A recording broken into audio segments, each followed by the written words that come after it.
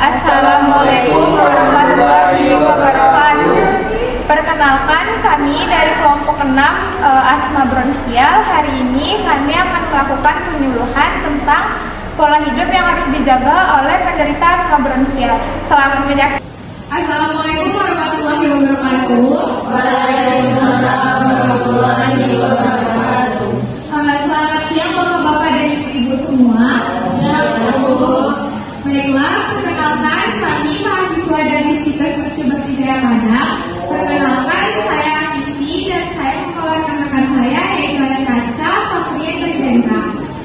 Kami hari ini akan melakukan pendidikan kesehatan yaitu tentang pola hidup yang harus dijaga oleh penderita asma bronkial. Sebelumnya saya mengontrol waktu Bapak-bapak dan Ibu-ibu semua yaitu kurang lebih dari 30 menit ke depan. Apakah Bapak-bapak dan Ibu-ibu semua bersedia? Sebelumnya kita menggunakan bahasa Indonesia atau bahasa Minang, Bapak-bapak dan Ibu-ibu semua? Baiklah, untuk menghemat waktu, rekan saya melakukan penyuluhan yaitu di waktu oleh Kaca. Silakan. Baiklah, saudara saya Sisi, saya akan membacakan materi penyuluhan kita pada saat ini, yaitu yang judulnya pola hidup yang harus dijaga oleh penderita asma bronkial. Sebelumnya ibu-ibu, bapak, apa tahu apa itu asma bronkial? Baiklah, saya akan menjelaskannya.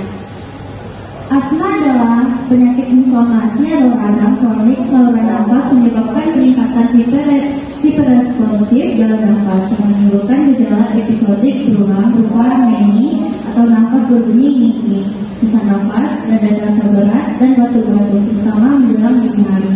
Nah, sedangkan asma bronkial adalah suatu kelainan berupa inflamasi atau peradangan kronik saluran pernafasan yang menyebabkan hiperaktivitas bronkus terhadap berbagai rangsangan yang ditandai dengan gejala episodik berulang berupa meni, batuk, susah nafas, dan rasa berat di dada, terutama pada malam dan atau dini hari, yang umumnya bersifat reversibel baik dengan atau tanpa pengobatan.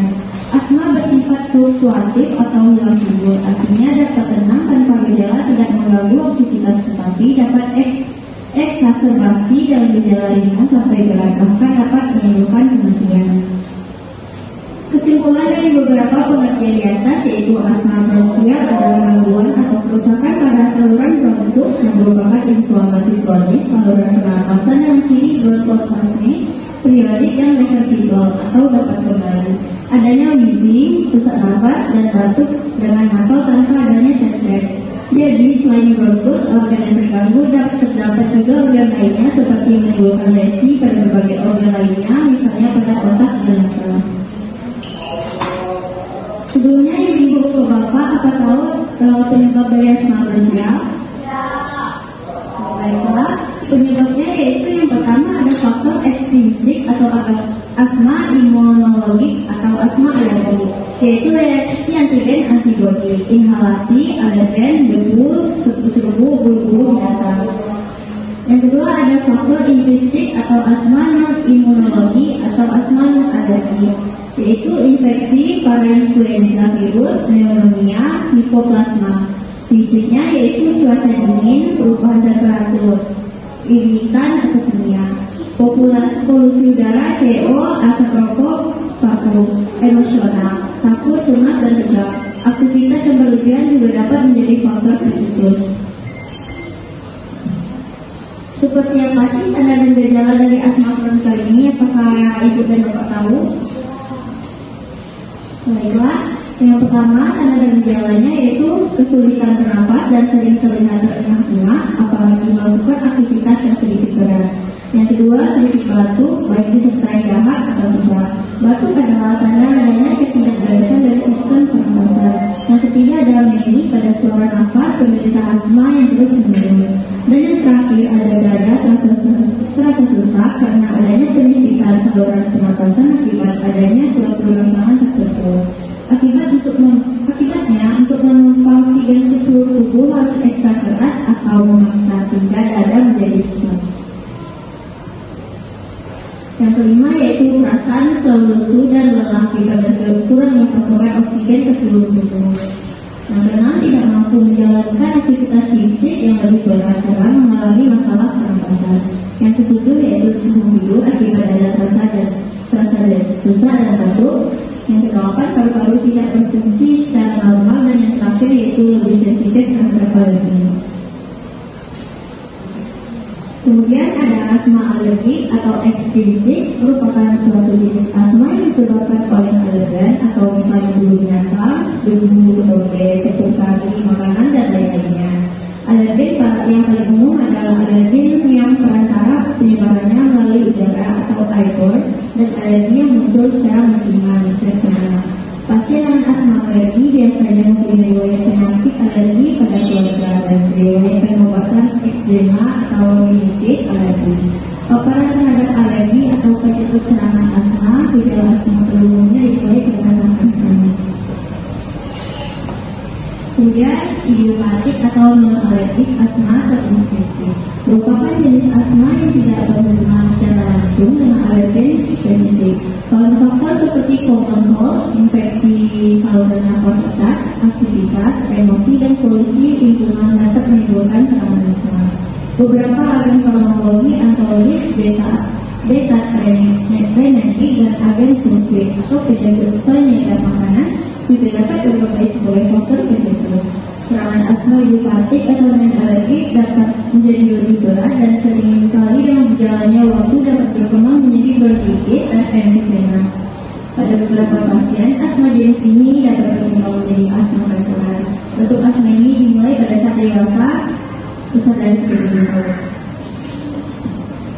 Dan kemudian ada asma campuran atau mixed asma, merupakan bentuk asma yang paling sering ditemukan di karakteristik bentuk kedua jenis asma alergi dan idiopatik atau non-alergik.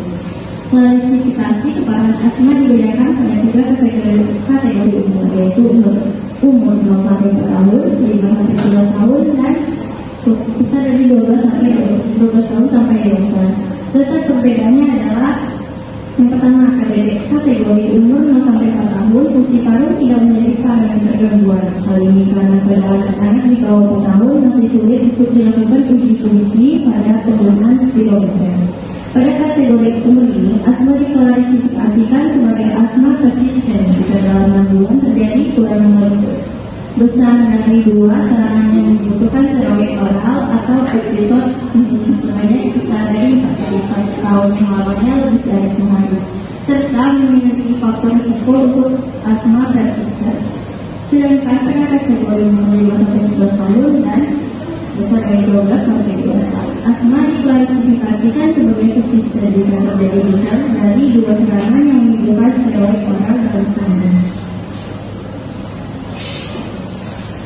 Kemudian kategori umur 5 sampai 11 tahun dengan umur besar dari 12 tahun dewasa, terdapat perbedaan pada ukuran uji fungsi paru. Klasifikasi tingkat genetik asma berdasarkan berat ringannya gejala. Yang pertama adalah serangan asma ringan dengan gejala rasa berat di dada, batuk kering atau berdahak, gangguan tidur malam karena batuk atau sesak nafas. Serangan asma akut sedang dengan gejala sesak nafas agak nyeri, batuk kering atau bernafas. Serangan asma akut berat dan gejala sesak sekali, suka berbicara dan kalimat terputus-putus, tidak bisa berbaring, posisi seperdua duduk berada terbarukan. Yang kemudian yaitu komplikasi. Pneumotorax adalah keadaan di mana adanya udara dalam rongga pleural yang dicurigai bila terdapat benturan atau tusukan dada. Pneumomediastinum yaitu disebut juga emfisema. Mediastinum adalah suatu kondisi di mana adanya udara pada mediastinum. Kondisi ini dapat disebabkan oleh trauma fisik atau situasi lain yang mengarah udara luar dari paru-paru, saluran dada atau usus ke dalam rongga dada. Kemudian ada atelektasis atau pengurutan atau seluruh paru-paru akibat penyumbatan saluran udara atau akibat dari pernapasan yang sangat dangkal. Kemudian ada aspergillosis yang merupakan penyakit pernapasan disebabkan dari jamur, yaitu Aspergillus st. Kemudian ada gagal nafas, yang diakibatkan karena pertukaran oksigen dengan karbon dioksida dalam paru-paru yang tidak dapat mengontrol konsumsi oksigen dan pembentukan karbon dioksida dalam sel paru-paru. Kemudian ada bronkitis atau radang paru-paru dalam kondisi di mana lapisan bagian dalam saluran pernapasan yang kecil atau bronkiolitis mengalami gangguan. Kemudian ada bronkitia. Kemudian ada pola hidup yang harus dijaga oleh penderita asma bronkial. Yang pertama ada resep pemicu asma. Yang penderita asma memiliki pemicu yang berbeda-beda. Kenali hal-hal yang dapat memicu kambuhnya asma Anda sendiri dan bisa menghindari hal-hal tersebut. Ada penderita asma yang gejalanya dapat kambuh seperti menghirup seperti sayuran dan juga yang dipicu oleh bulu hewan atau rokok. Ada juga yang alergi terhadap makanan tertentu. Mencatat gejala dan pemicu asma Anda secara pribadi adalah langkah awal untuk mengontrol penyakit tersebut. Kemudian olahraga teratur, kebiasaan olahraga akan membantu memperkuat daya tahan tubuh semua orang, termasuk penderita asma, asal dilakukan sesuai kemampuan dan tidak dilakukan secara berlebihan. Aktivitas fisik sangat penting untuk kesehatan Anda secara menyeluruh. Berolahraga memang tidak dapat membuat asma sembuh, tetapi olahraga dapat melatih otot pernapasan dan paru-paru Anda agar lebih kuat. Kemudian hindari asap rokok. Cara terbaik untuk tidak terpapar kondisi paru-paru Anda adalah dengan menghindari asap rokok. Jika Anda perokok aktif, sebaiknya lakukan upaya untuk mulai berhenti menghisap rokok mulai dari sekarang. Lalu jika Anda perokok aktif yang sering secara tidak sengaja menghisap asap rokok dari orang-orang sekitar, sebaiknya hindari jangan tidak duduk bersama orang yang sedang merokok atau meminta rokok tersebut untuk merokok di sekitar Anda. Kemudian Anda hindari udara dingin. Setiap kali keluar rumah, kenakan pakaian yang dapat menjaga agar tubuh Anda tetap hangat. Selain itu, pasang jendela yang rata di rumah dan kamar Anda untuk menghalau udara yang dingin, terutama pada saat malam. Memasang mesin pendingin di ruangan memang dapat mengurangi polusi udara dan menjaga kelembapan. Tetapi perhatikan suhunya agar tidak membuat Anda sampai kedinginan. Kemudian ada pastikan asupan vitamin berlebih. Kekurangan vitamin D berpotensi menyebabkan asma semakin parah. Untuk mengatasi kondisi tersebut, Anda dapat mengonsumsi suplemen vitamin sesuai rekomendasi dokter. Selain itu, Anda juga bisa mengonsumsi makanan-makanan seperti susu, telur, dan ikan. Pastikan tidak ada makanan yang alerginya. Berjemur di bawah sinar matahari pasti juga dapat meningkatkan kadar vitamin D dalam tubuh. Jadi, penderita asma tidak perlu ragu untuk mulai mengubah pola hidup jadi lebih sehat. Ingat, dengan diagnosis dan pengobatan asma yang tepat, Anda bisa mendapatkan tubuh imunitas sebaiknya lebih sehat. Kemudian berhenti merokok. Merokok dapat mengiritasi saluran pernapasan dan membuat lelah dan sehingga mencetuskan gejala asma. Itu kenapa Anda akan lebih rentan mengalami serangan asma dibanding kebiasaan. Berhenti merokok merupakan cara terbaik untuk mencegah asma mulai pola hidup yang sehat. Selain mencegah kambuh gejala asma, berhenti merokok juga dapat melindungi paru-paru Anda dari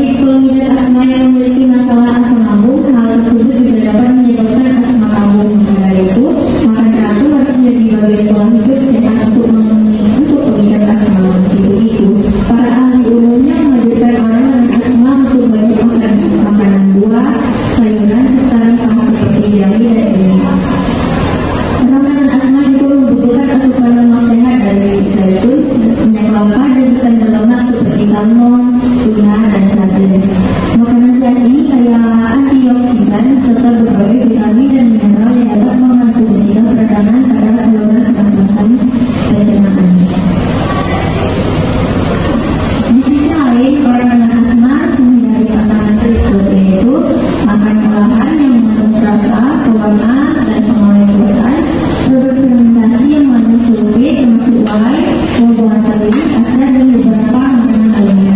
Makanan laut atau seafood disarankan mengalami antara jenis makanan ini. Susu produksi olahannya seperti yogurt, keju, butter, dan mentega, dan seterusnya. Orang yang mengalami alergi susu dan intoleransi laktosa lainnya akan mengalami gangguan gejala. Makanan sebagai goreng dan berlemak dapat karena rasa meningkatkan kadar tubuh. Makanan dari sini juga dapat mengubah kerja obat obatan asma. Makanan yang cepat dan pola porsi yang besar, selain meningkatkan risiko tersedak dan bisa memicu gejala asma, kebiasaan buruk ini juga dapat menghambat sistem pencernaan. Dan kemudian dalam bersih rumah, pola hidup yang sehat untuk penderita asma lainnya adalah rajin bersih rumah untuk mencegah kekambuhan. Baik beres rumah dapat menghilangkan berbagai alergen yang memungkinkan dari berbagai gejala dan menempel di permukaan pada rumah tangga.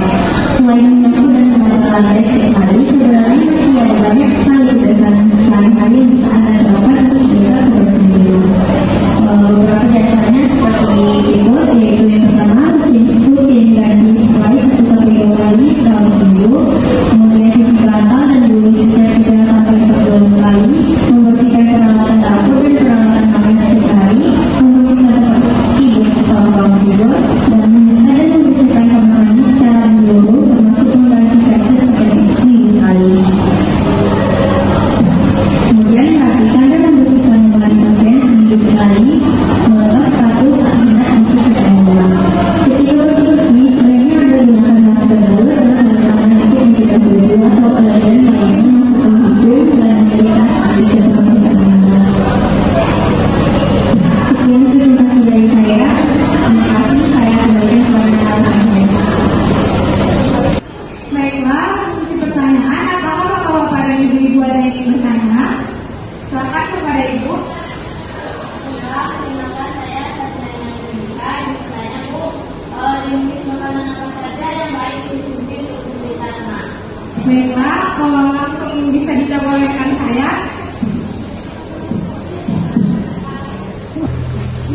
Bagus sekali ya pertanyaannya ya. Tadi pertanyaannya makanan apa yang bagus untuk penyakit asma berat? Ya, jawabannya itu yang pertama ada wortel, bayam, apel, jahe. Sekian, terima kasih jawaban dari saya. Terima kasih ya Bu, saya kembalikan kepada teman-teman. Baiklah, apakah ibu Nana mengerti dengan jawaban yang diberikan rekan saya? Baiklah, untuk kesimpulan, apakah bapak-bapak dan ibu-ibu bisa menyimpulkan dari materi yang kami berikan tadi? Silakan, Bu. Terima kasih Bu. Jawabannya dimana kesimpulan untuk kita hari ini yaitu bahwa asma bronkial ini adalah jenis penyakit jangka panjang atau kronis pada saluran pernapasan yang ditandai dengan peradangan dan dehidrasi saluran pernapasan yang menyebabkan sesak nafas dan sulit bernapas. Sekian, terima kasih. Benar sekali ya Bu. Baiklah, sekian dari